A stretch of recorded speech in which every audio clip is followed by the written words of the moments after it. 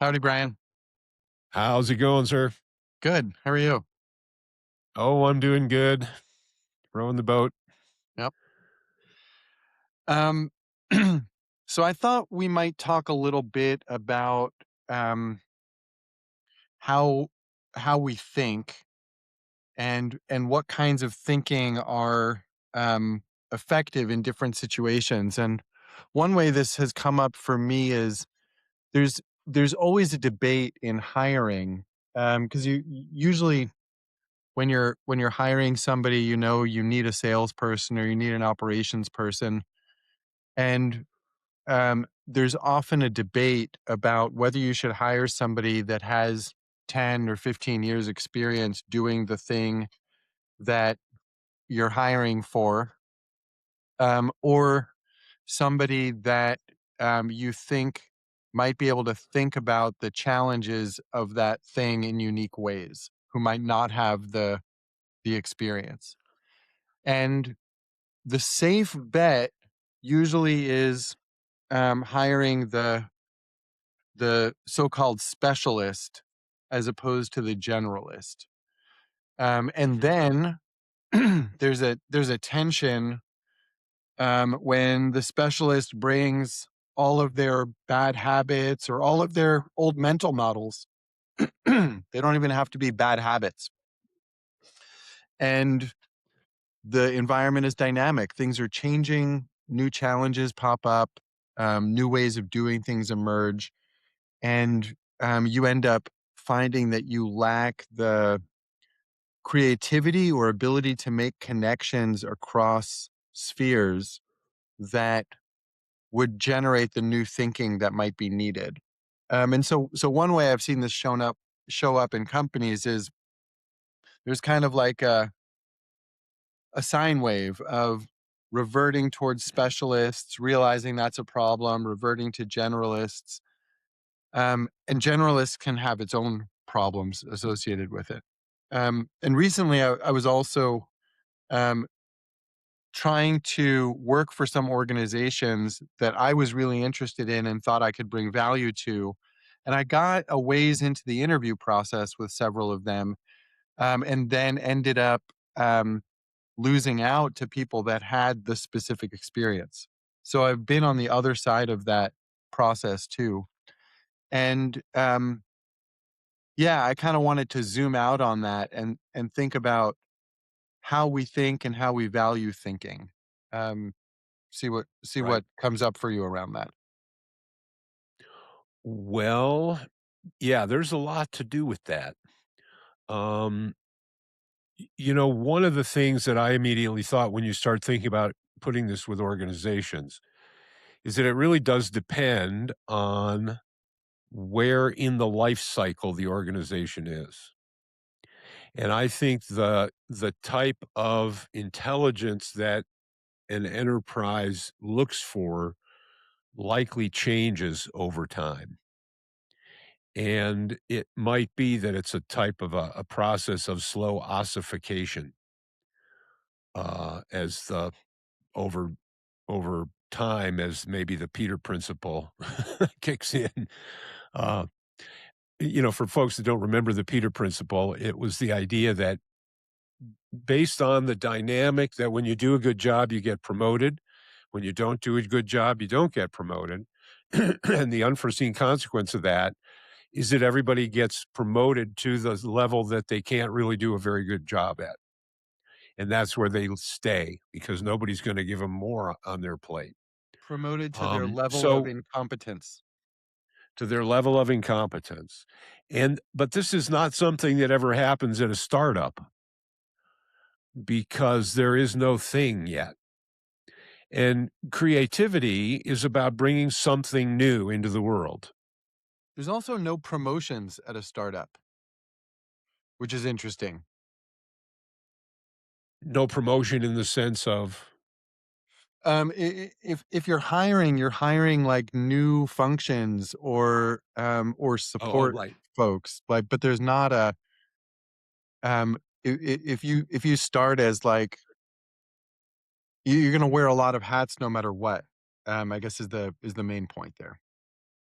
Right, right. Which means that you're gonna need a person of a distinct quality that may not be the same as you want when you've got a well-oiled, well-established methodology that the environment is not forcing change on. And then you probably wanna just, like, steady as she goes. Um, Sadly, the world seems less and less like that. The results of hyper-novelty mean you're likely maneuvering your boat in a stream that has a lot more obstacles, a lot more turns you can't see up ahead around.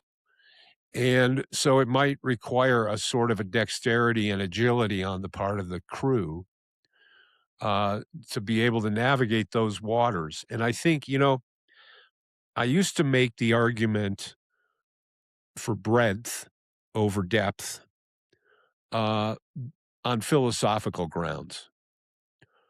But I think that the environment has changed now to where we're actually seeing it.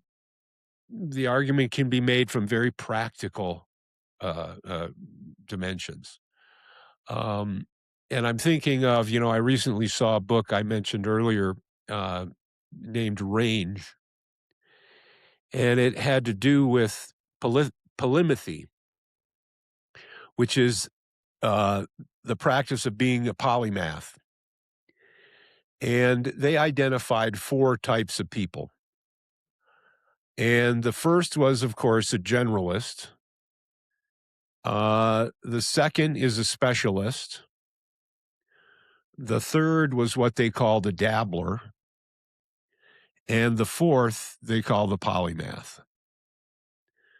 A generalist has a lot of knowledge or a little knowledge about a lot of things. The problem with the generalist is they might not have enough depth to make any other than general observations. The specialist is in exactly the opposite boat. The specialist is good at digging one hole very, very, very deep. But if the hole needs to shift over a few meters, he's starting at scratch. The dabbler, is a lot like the generalist, except maybe they're following a personal agenda. And I haven't read his book, so you can easily scoop me on this by picking it up. It's by a guy named Epstein, no relation. And and then the dabbler is somebody that knows, has dabbled with a lot of things, but not in any depth to be able to bring real insights. Their wide ranging has been more of an entertainment than a pursuit of knowledge somehow. And then you have the polymath that is somebody that does go into depth, but only so far, because at a certain point they need to be on to the next thing.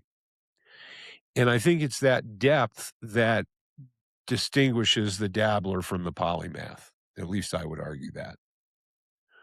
Can you go back So it to turns out that can go ahead. you go back to what are the philosophical grounds for breadth over depth?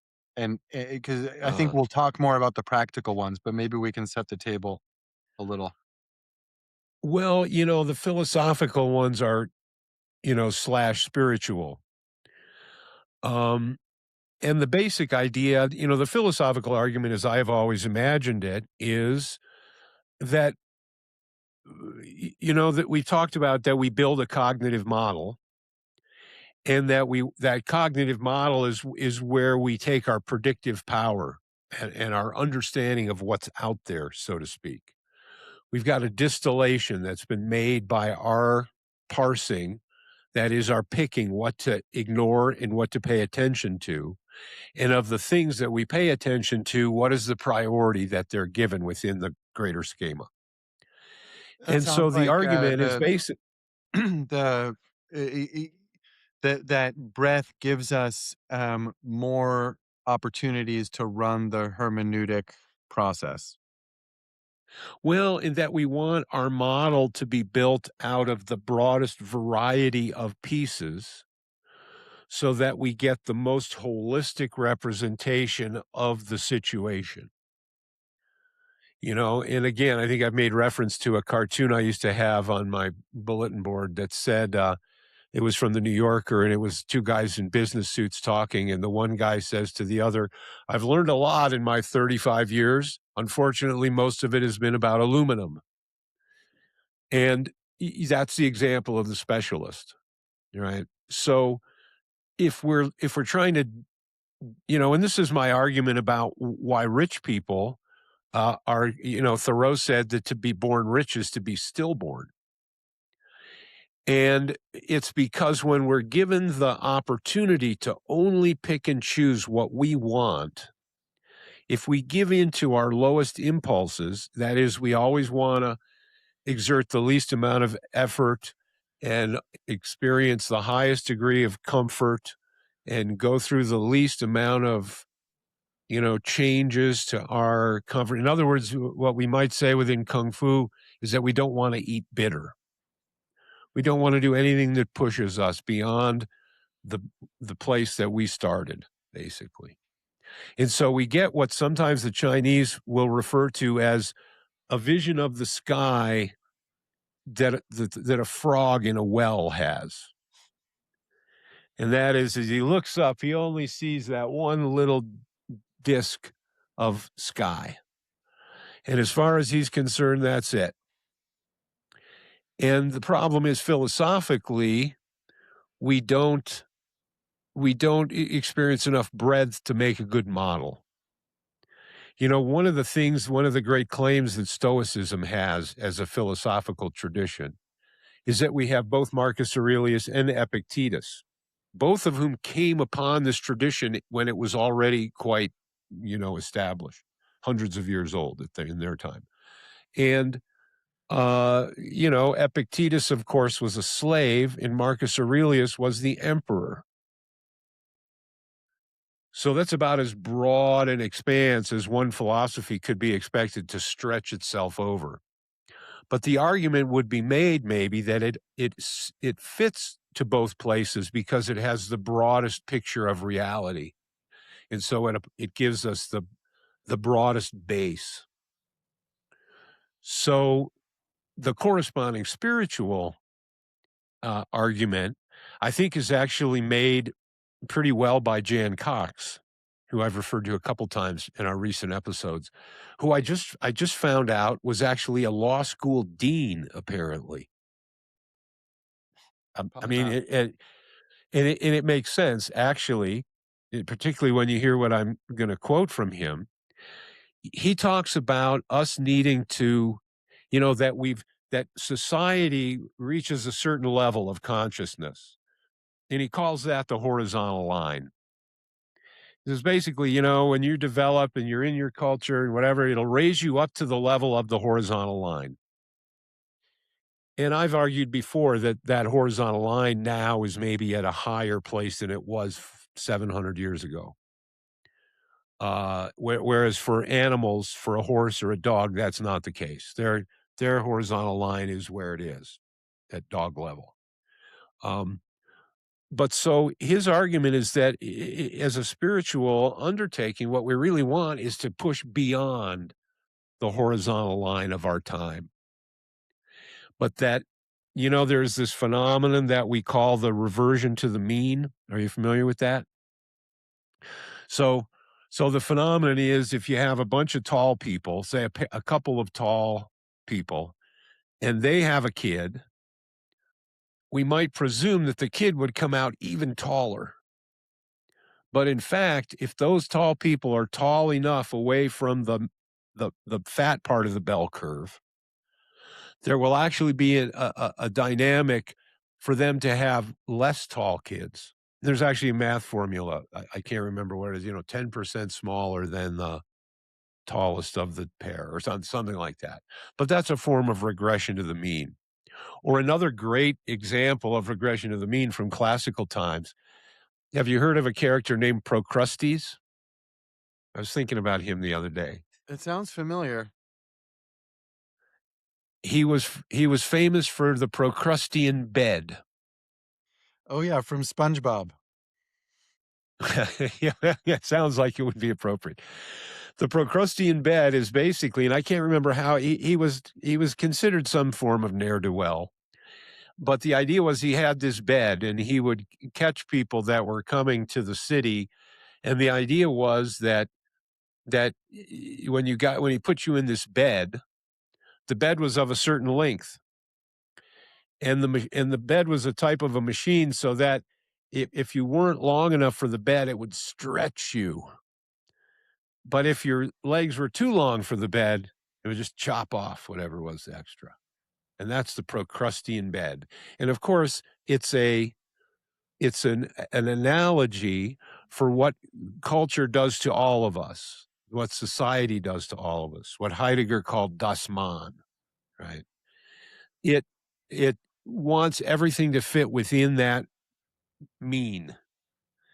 And so it's a force to regress things back to the mean if they want to go beyond.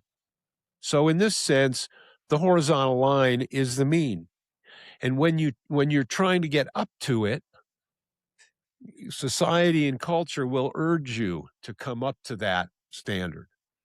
But if you try to exceed it, the influence of culture and society is likely to be more to try to pull you back, to exert a type of gravity to bring you back to the main pack of the herd.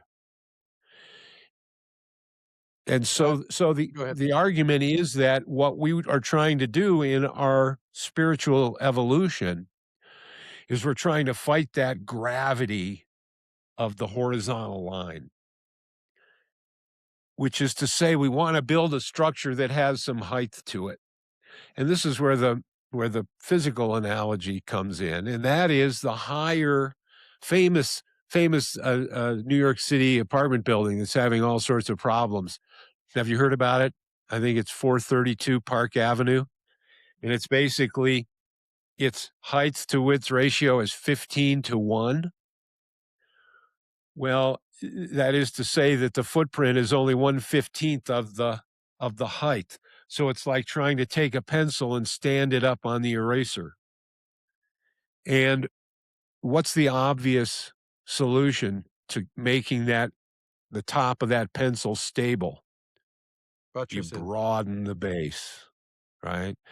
And so I guess you can do about a 3 to 1 maybe, and maybe then you're into stability. But if you, as soon as you go past that, you start to suffer wind effects and turbulence, and you start to get structural issues. You lose stability. So what Jan Cox says is that you need a certain amount of horizontal development or lateral development, he might call it. And in that direction, he urges people, the ones who are interested in this thing, which for him is by no means everybody. He might refer to them as the alert, right? Some of his books, he's signed, for the alert. The And great the I Ching's The Superior Man. yeah, yeah, the Chunsa. And so that if you're interested in this thing, he says you should try to be as many people as possible. And as a result, becoming how do you say it, more universal in your understanding of humanity as an offput of that, although that's not the purpose. The purpose is that you have this breadth that enables you to develop verticality out of it, that you can get some elevation out of that broad foundation. So it's as if to say, if you really want to dig a hole deeper, you're going to want to dig a bunch of holes nearby it, so that you've actually, now maybe digging the hole isn't a good analogy. Now maybe stacking things up. If you're stacking your poker chips, you're going to do better if you make it a wider at the base and support that pinnacle, like the Burj Khalifa, right? Or one of these architectural achievements. So, So this is basically an analogical argument to that says that you need to develop breadth of character. You need to know what it's like to be poor as well as to be rich. You need to know what it's like to be celebrated as well as not celebrated. You need to know what it's like to, Aleister Crowley used to say, balance each thought with its opposite.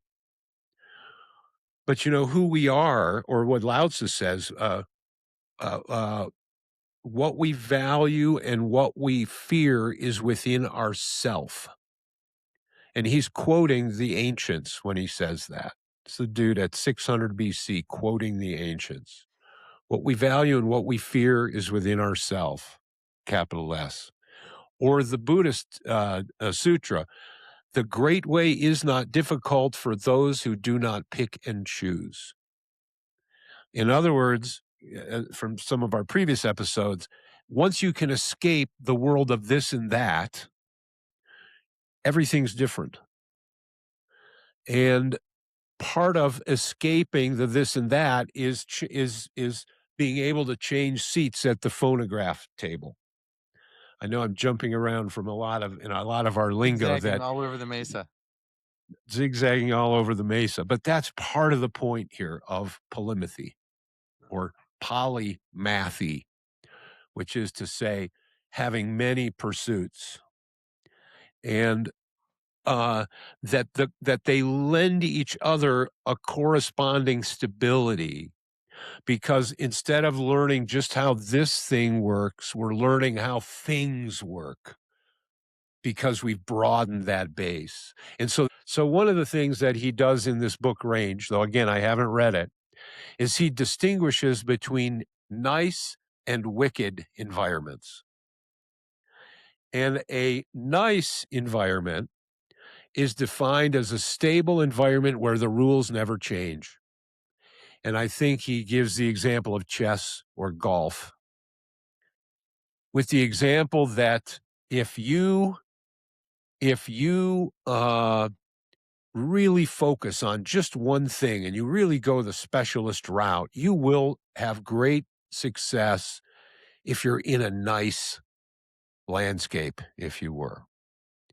But if you're in a wicked landscape or setup environment, now the rules change, and the rules change with such fluidity that now the advantage goes totally to the polymath and totally away from the specialist.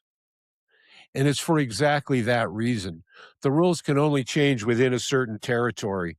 So you need to know the whole territory. You don't just need to know the place that's made significant by the current configuration. You have to realize some of the possible future configurations.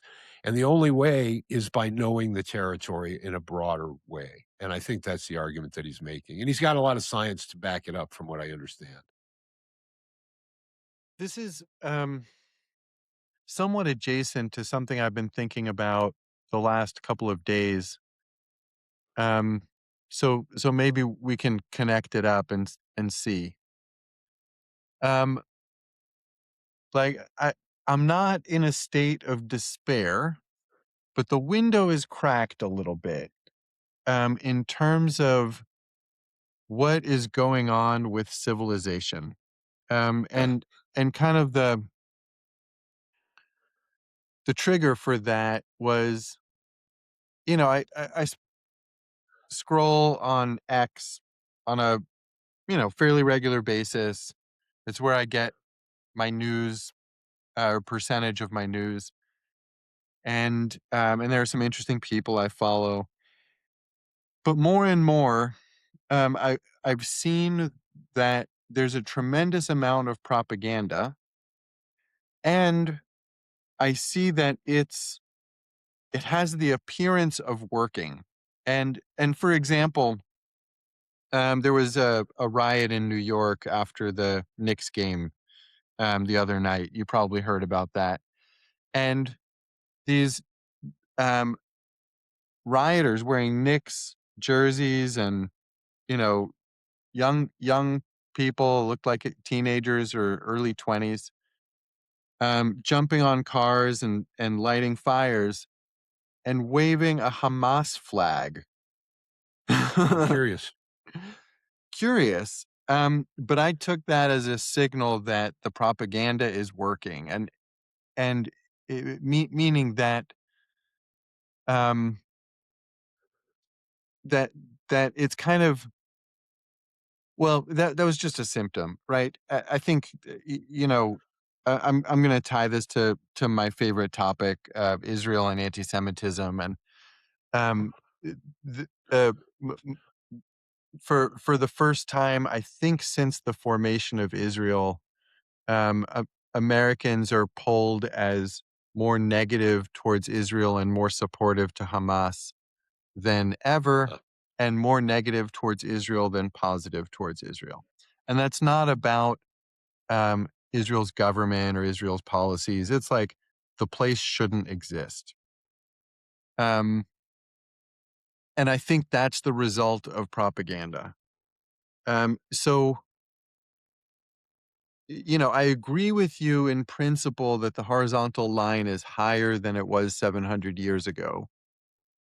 Um, but the window of to despair is cracked open because I can't imagine what might turn the tide, or how we might get back, or I shouldn't say back, how we might get to a place where there's more virtue, there's more education, there's more rationality, there's more um, uh, common sense. Like all those things seem like they're sliding away, and I'm wishing for that moment in Lord of the Rings where Gandalf says, "On the third day, look for me in the east," or something like that, the turning and of the sure enough, tide. the sun rises. It's in the eyes of all the orcs. Gandalf comes riding in with whatever army he brought back with him, Rohan maybe, and Yep. uh, and they clean up. I On a can't styling imagine. horse too. Yeah, styling horse. I can't imagine where that would come from at this point. I mean, not that um, this is a fairy tale, but I'm I'm concerned, and the quality of our thinking is an element in that. So I figured I'd just bring that in and see what that does. Yeah. Well, I think again, this is one of those situations that the 30,000-foot view maybe clarifies things that is very hard to get clarity on when you're in the, up close in the middle of the smoke and the haze. Um, and I mean, I think I see we've got things that are happening that are changes of scale. And you could say, for example, that due to the new technology, the globe is smaller. Let me just interrupt real You quick, because this I think this is I want to throw this in the headline. I was thinking about Marshall McLuhan and the media being too hot, and um, and that it used to be we would talk about that in the context of older generations or people who are first exposed to a new media without like preparation. It's gonna blow their minds, and they're gonna use it in bizarre ways and not understand um, well, what they're gonna use it what in the old impacts ways. are. Yeah, right. They're gonna have an old mental model, and I wanted to propose with the hyper novelty that all the media is now too hot in some sense. AI is too hot, social media is too hot, like, and not for just the old folks, but for civilization. I think that's the way it always feels in the current chapter of the cycle that we're in. Because you could easily imagine people saying that in the 20s when all of a sudden you had these things like napalm and mustard gas and, you know, sophisticated other weapons of destruction. And yet you had this promise. I mean, think of the World's Fairs and how the World's Fairs were places, and I don't know, maybe they're still doing this, but it's where the newest, hottest, coolest, who would imaginativist kind of stuff would be shown. But I think that there is a sine wave or a clown on the unicycle, and that these big self-organizing systems regularly move into states of criticality. That is, in every dynamic balance, there are fringes of very near imbalance before things come back to the middle. And so I think that you see this is a sort of a pulsation that goes on there. And I think that what we've seen, I don't know about the too much. My suspicion is that in those chapters, it always feels like too much. But it was also all generated out of the same milieu. So uh, I'm not sure that there's an obvious point where we'll say, "Oh, okay, now the battle's won." And as I said before, I think if there is such a thing as a great unity, I think Bergson's right when he says it's behind us and not in front of us. But that doesn't mean that there isn't a potential fruitfulness that can come out of that diversity as opposed to uh, um, monoculture mentality. But uh, so, but I think in the times that we're in, the nature of these chapters is that everything changes.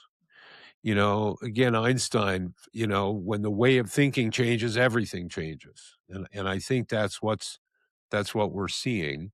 But for me, the question is more,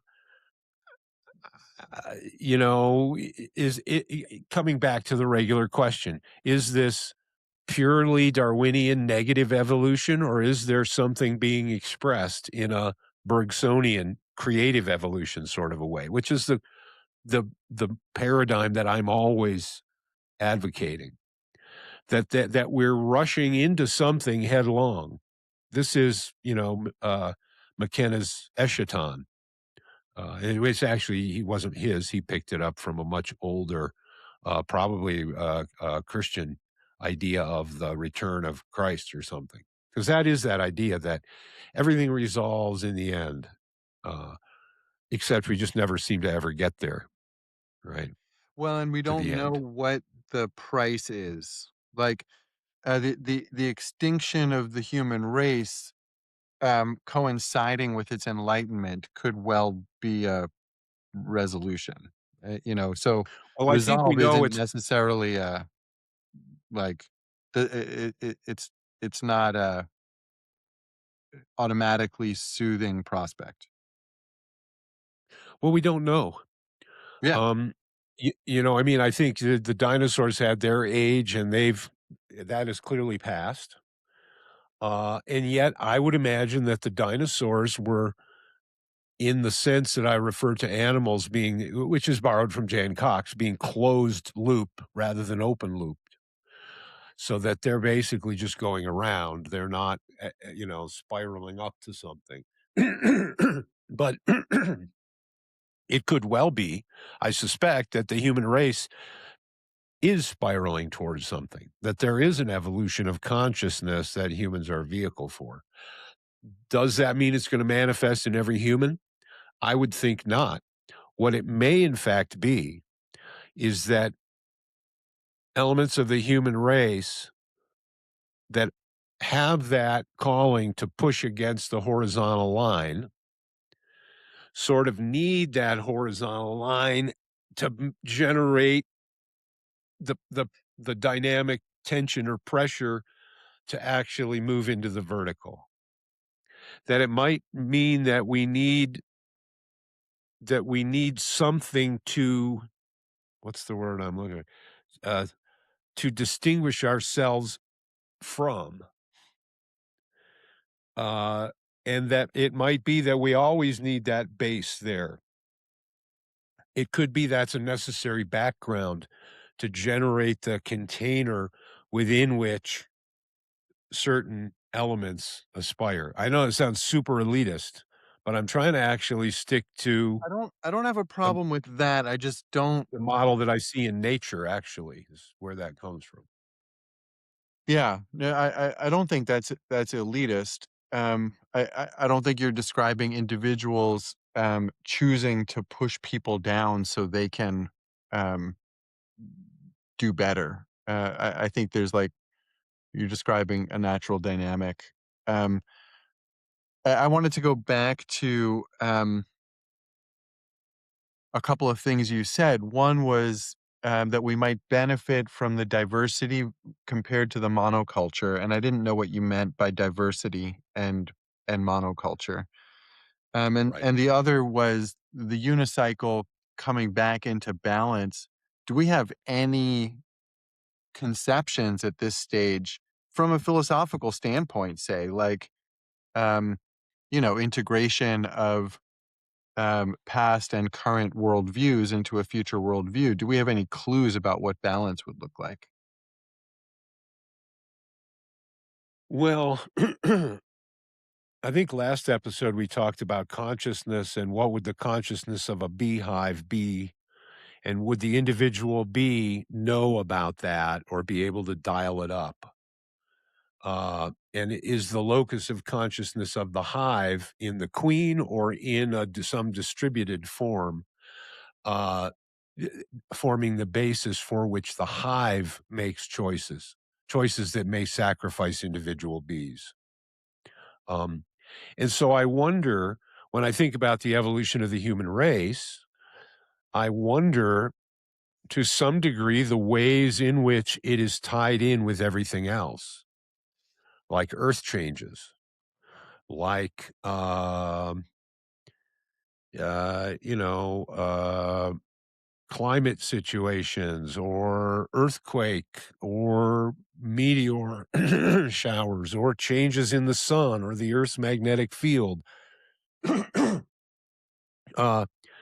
the Hindus have this idea of four yugas, and that you have basically the first yuga, everything is chingon, as we say in the land of my people, and which is to say everything is just the way it's supposed to be. And then it moves into a second chapter where things have parted from harmony. And then it moves into this third chapter known as the Kali Yuga. And that Kali Yuga involves a great purge. Things have moved their farthest from unity with God. And that through some eschaton or some event in the large scale cycle, things return again to the fourth yuga to a state of natural balance. And one sometimes gets the idea in the story that it's not unlike Alice in Wonderland, where she starts out in Kansas and everything Oh, that's Dorothy. or not, I mean, the Wizard of Oz, not Alice. Yeah. She starts out in Kansas, everything's just normal. And then a great upheaval comes. She's thrown into a new world. She goes through turmoil and then she comes back to the old world, but now she's not the same. What was her name? Dorothy. Uh, Dorothy and Toto too. But they're not the same. It's as if a spiral rather than a circle. And this is the hero's journey again, right? With all sorts of other interesting references put in there that is a side track about, the silver standard and uh, uh, the character who was represented by the lion. Um, three names. Anyway, people can search that out if you're interested. There's a whole political story behind the Wizard of Oz that has to do with farm workers, the scarecrow, factory workers, the Tin Man. This guy, it's not Oliver Wendell Holmes. I want to say that, but it's a three name. Yeah, You know who I mean? yeah. He didn't. He was running for president. He didn't win. Uh, if he won, I'd remember his name. But he was the one they were referring to as the Cowardly Lion. And then the ruby slippers originally were silver slippers, and that had to do with the gold standard and the silver standard and things like that. So there's that whole subtext. But the base story is You start out in one place and you're in innocence. You lose that innocence. You go through a turmoil, and somehow that turmoil all gets resolved, and you come back to a place of balance. But now you've been transformed by the trial that was represented in that stage. So this is another form of this idea of an eternal recurrence, that we sort of play this game, but that it maybe it as it happens, there are scale changes, and that's what I was talking about earlier, is that things happen faster, and space has been shrunken. So both time and space have contracted, if you will. Now I quickly have a conversation with my collaborators in Africa. Whereas before, it took Stanley how long to go find Livingston, right? So so there's been a contraction of the globe in space. There's also been a contraction in time. When I just look at doing research for certain questions that I might have, I mean, the time and space of it has totally contracted. I don't have to go to a library. I don't have to start searching through a book. It's all at my fingertips. All I have to do is want it, really, for the most part. So, so those are radical changes. And how the human navigates that is a sort of a filtering system.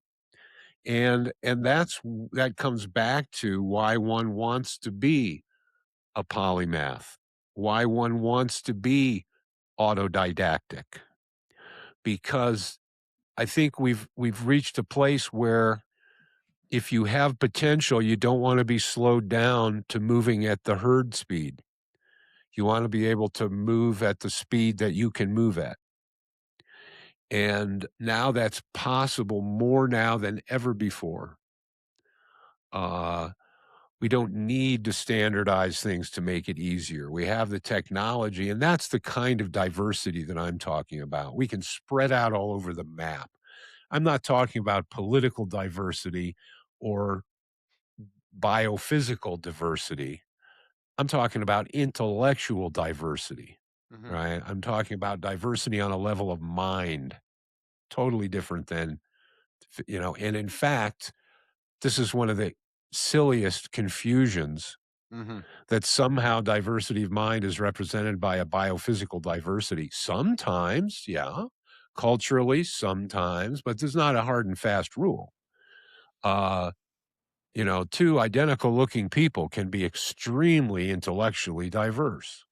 And when we're talking about finding meaning, that's the kind of diversity that we need to unfold and embrace. Uh, and training or approaching reality as a polymath is the way that one gains that. It isn't just diversity, it's flexibility, it's innovative capacity, it's it's enhanced pattern recognition, it's the ability to make distal connections, which are inherently more valuable than close, local, obvious connections. Um, so it's cross pollination, if you will, from fields, cross disciplinary insight. And I think the world more than ever before, well, maybe that's not true. The world again, because back in the day, you needed to have quite a bit of, you needed to know how to chop wood and start a fire and catch a fish and clean a deer and put a horseshoe on and fix a wagon, as well as, other affairs of plain living.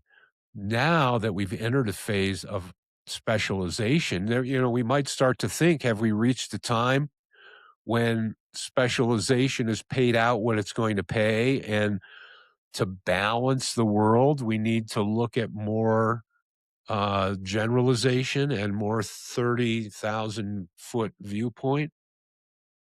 I have Uh, heard that, that some large companies are investing more in what they call EQ, which is kinda silly a silly term, but emotional intelligence. So they're training coaches, they're trying to hire people with emotional intelligence, and I think the presumption is that that supports, um, the the expansion of thinking. Like, that's what coaching is for. So if it's not, it's really not just emotional intelligence. It's some quality of polymathery that can be transmitted through the coaching relationship. I think is I don't know if they're conscious of that, but I think that's what they're hoping for. Yeah, I mean, I Where the suppose it's coach is worth a saying, try. go try doing this or that. I'm not saying that the outcome of polymathery can be transmitted, but the values. Right. Yeah. If you have real accomplished polymaths at the head of that system doing the thinking for that system, it may work.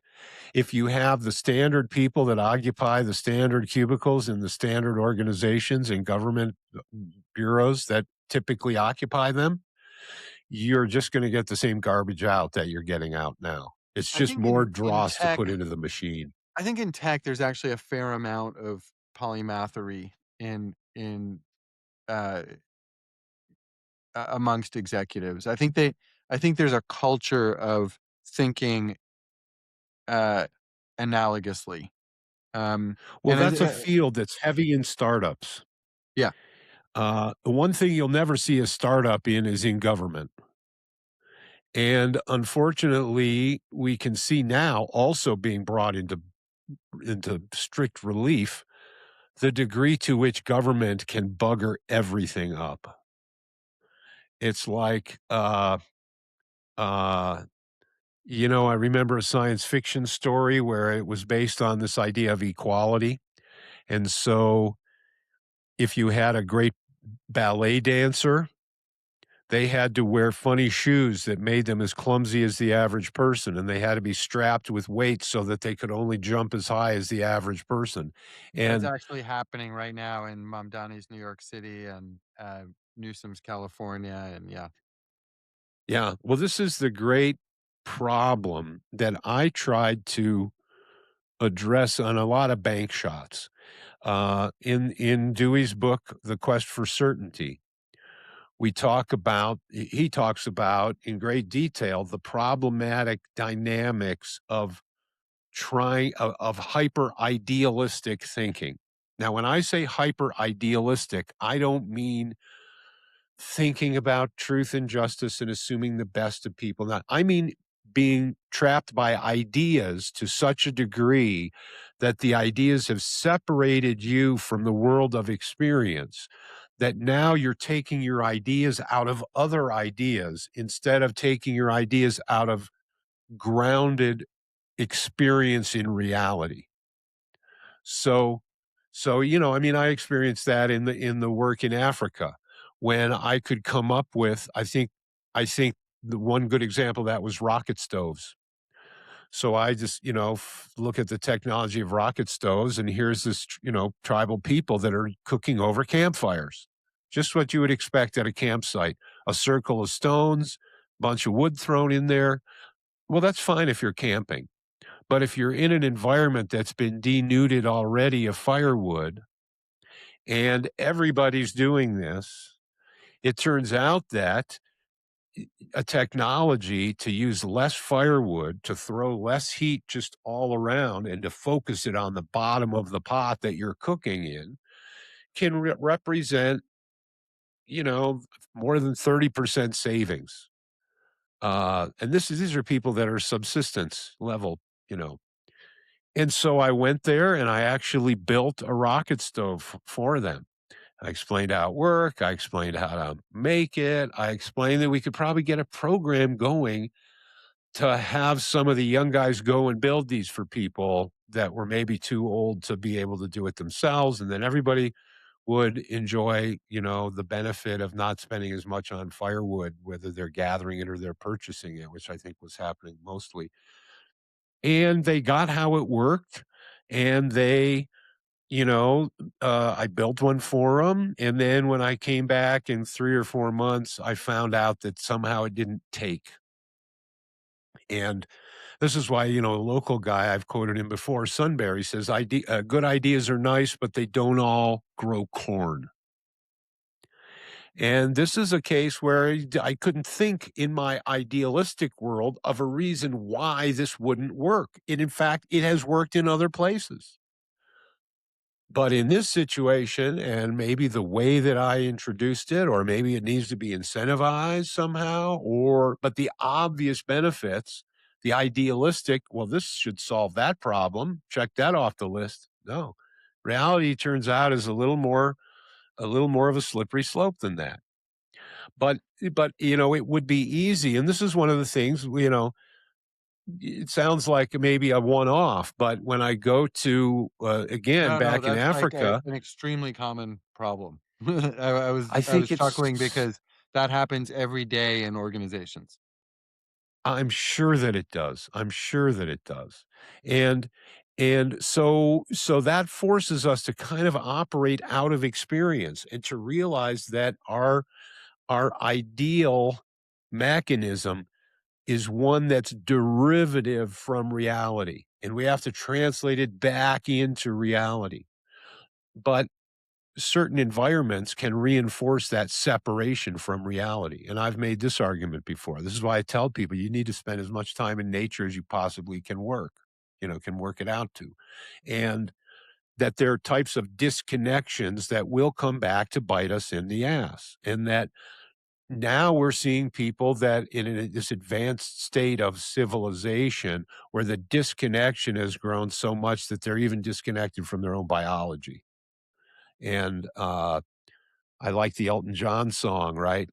Sons of lawyers, sons of doctors, uh, but they don't they never see the daylight, right? They never see the sky, uh, but they can't, and that is why they know not if it's dark or light outside, something like that. There's a fundamental disconnection, and the fundamental disconnection is a result of that hyper specialization. You're in a niche, right? I try to make the pitch that you need to think different thoughts. And one of the best ways to think different thoughts is if you sit at a different place around the phonograph table. And one of the best ways for you to sit around the phonograph table is to take Jan Cox's advice and to try to be as many different people as you possibly can be. As schizophrenic as that sounds, it, I'm having enough trouble with it this one. Yeah, right, exactly. Well, and in an odd way, it's being some of those other people That might help, yeah. can solve some problems, turns out, you know. And I think that, one of the things that happens to people in the modern world is they get boxed in a niche and they haven't figured out a way to get out of it. And again, I've talked about the different ways, the different life curves, and you want to have a curve that doesn't peak and then come down the other side, because as soon as you've peaked and you're coming down the other side, your life force is not in the same qualitative state as when you're still moving upwards. This is one of the things they say that has to do with people getting Alzheimer's. And well, one of the things they need to do is like new stuff. You need to go learn something. Got to use your brain. You've got to push your capacity out into the world and keep that exchange and flow going back and forth. And specialization and making things easy and making things convenient sort of cement us into that cell. What's that great Edgar Allan Poe story, The Cask of Amontillado, Oh, yeah. where he walls the guy up in the, you know, great song by Alan Parsons too, today's rock and roll reference, Cask of Amontillado. I don't remember what happens after he builds the wall. I remember, reading that book when I was really young, like, I had a collection of Edgar Allan Poe stories. I was, like, 9 years old. Yeah. Um, Well, and but see, in the story, someone else does it to him, right? But for modern people, we do it to ourselves. How inexcusably silly is that? It's like, well, you know, I remember Chuang-Tzu, one of his things, he says, when people go to a mountaintop and they feel an exhilaration, it's because their ordinary lives are cramped. And so they go to the mountaintop and they feel, you know, or you find, for example, sometimes when people are depressed an actual trigger to their biology is for them to look at a distant horizon. Turns out it changes the brain system, you know? So I guess in terms of intellectual self-development, we only discover who we can be by being as many different people as possible. This is the best argument for schizophrenia that you're likely to hear today, Yeah. I think. Um, Well, I mean, and yeah, obviously actually, and maybe it's worth explaining a little bit. So when Mhm. you or Jan Cox say, "Be as many people as you can be," I guess I'm making the assumption you're not, um, proposing kind of like a suppression of the self and just acting, right? There's a different meaning to what you're saying than that, and maybe it's worth Yeah, yeah. elucidating. Yeah, I'm talking about giving yourself license because everybody, both institutions and individuals, have been sending you the message your whole life. Focus, focus, focus. Mm, Don't don't play, don't move around, don't, like you've got to focus on one thing. And so there's a whole class of people, probably not everybody, but there's a whole class of people that might feel like they're drawn to a broader exposure, but they've been told, no, you need to focus on this, and then if you focus on this, that's how you're going to get ahead of everybody else who's, hasn't focused as much. And if you'll notice, you remember we talk a lot about Ian McGilchrist's picture of the two brains, and the one brain that's looking for the berries, it's looking for a particular thing and knows what it wants, and it's trying to pick it out of the melange of image. But then the other brain is looking for it doesn't know what. It mhm, might be a rattlesnake. It might be a tiger. It might be another person. It might be, something falling from the hillside. You don't know what it is. That's a different kind of brain. The one brain looks for certainty. Yeah, that's the berry I like. And the other one looks for possibility. Is that possibly a tiger or is that just a pattern in the grass? You need both. You absolutely need both. But in the modern world, we have raised the one on a pedestal and we've sort of shuffled the other one off to the side. And in fact, McGilchrist's argument, I think we have an episode that looks on this called The Emissary and the the master and the emissary.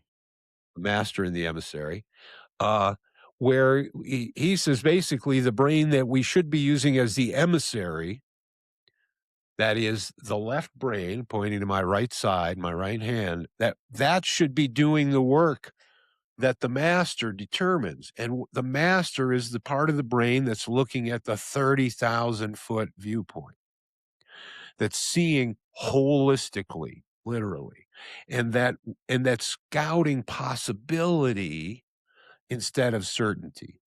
So I would argue that when you get cramped down into a focus that feels like it's cramping you, it may in fact be cramping you, which is not an excuse to become a dilettante or a dabbler, but it's to find the things that actually harmonize. And then if you're a polymath and you just do that, you will naturally discover connections.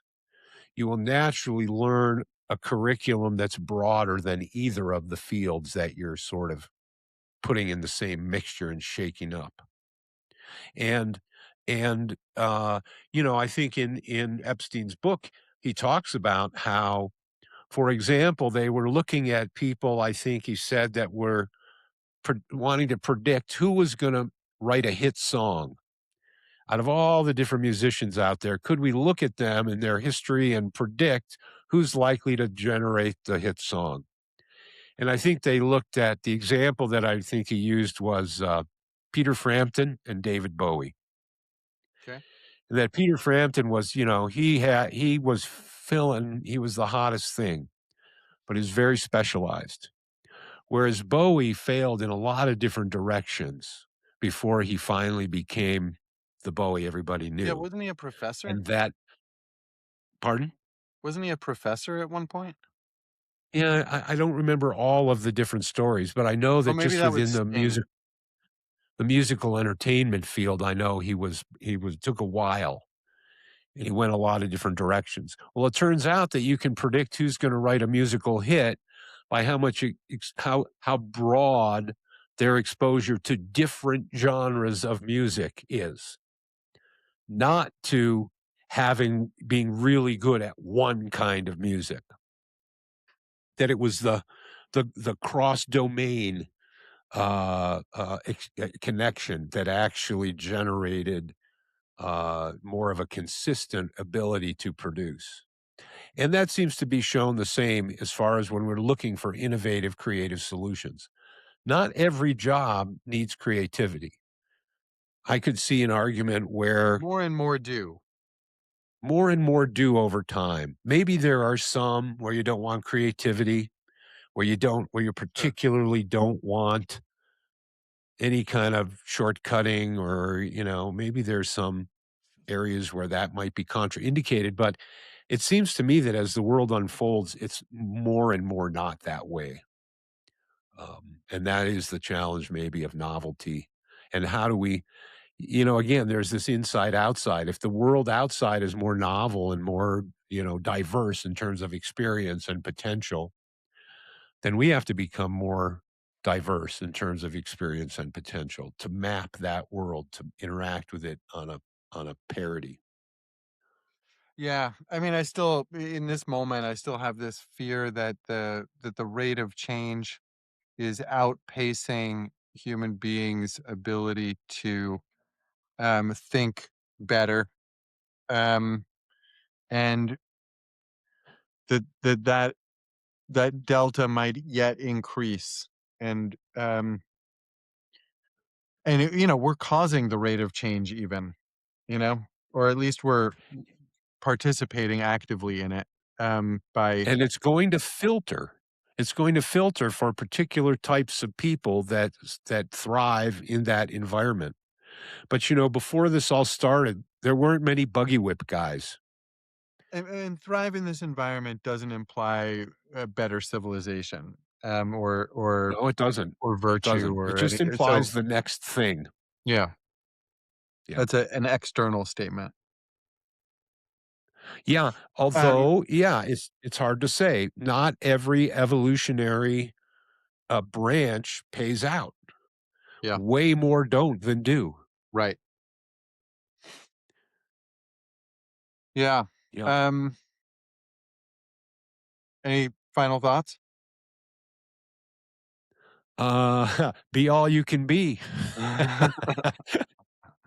Uh, yeah, I mean, I think that, maybe there's a sort of a we wanna retouch that wonder that we had when we were children, when we wanted to discover and unfold all the new things. And through process or, one chapter upon another, we've kind of get bamboozled out of that. And I think that now is a great time to rekindle that because the potential is there more greatly than ever before. And yet so is the potential traps, traps and blockages and dead ends that you can get yourself caught in.